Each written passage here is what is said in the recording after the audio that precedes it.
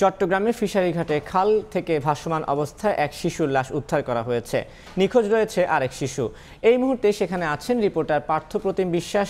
সরাসরি যাচ্ছি তার কাছে।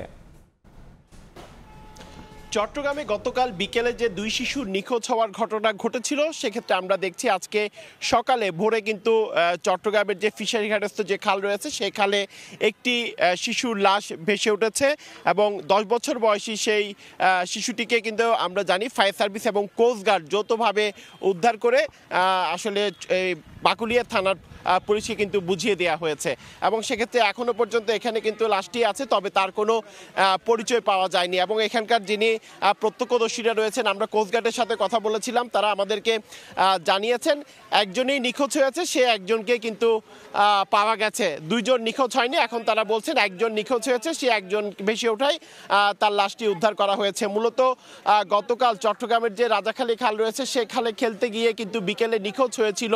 তখন আমাদেরকে আসলে বলা হয়েছিল ফায়ার সার্ভিস এবং স্থানীয় মানুষজন, দুইজন শিশু নিখোঁজ হয়েছিল এবং ফায়ার সার্ভিসের ডুবুরি দল আসার পর তাদের উদ্ধার অভিযান শুরু করেছিল। 3 ঘন্টা উদ্ধার অভিযান চালানোর পরও কিন্তু আসলে শিশুটিকে খুঁজে পাওয়া যায়নি এবং আমরা এসে শুনেছি এরপর রাতেও কোস্টগার্ডের সদস্যরা এসে তারাও কিন্তু উদ্ধার অভিযান চালিয়েছিল, কিন্তু শিশুটির লাশ উদ্ধার করা সম্ভব হয়নি। আজকে ভোরে খালের মধ্যে 10 বছর বয়সী অজ্ঞাত পরিচয় নামহীন একটি শিশুর লাশ ভেসে ওঠে এবং এরপরে কিন্তু ফায়ার সার্ভিস এবং কোস্টগার্ড শিশুটির লাশ উদ্ধার করে এবং লাশটি উদ্ধার করার পরে আসলে এখানে আমরা দেখছি থানার যারা সিনিয়র কর্মকর্তারা রয়েছেন তারাও কিন্তু এখানে এসেছেন এবং ফায়ার সার্ভিসের সদস্য যারা রয়েছেন তারাও কিন্তু এখানে আছেন, কোস্টগার্ডের সদস্যরা আছেন এবং লাশটি থানায় বুঝিয়ে দেওয়া হয়েছে। তবে এখনো পর্যন্ত থানার সদস্যদের সাথে কথা বলে আমরা জেনেছি কেউ নিখোঁজ এবং কোনো শিশুর পরিচয় নিয়ে কিন্তু এখনো কিন্তু কোনো স্বজনরা আসেনি। তো এই ছিল আমার কাছে এখনো পর্যন্ত চট্টগ্রামের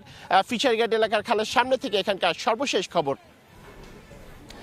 এতক্ষণ সরাসরি যুক্ত ছিলাম চট্টগ্রামে।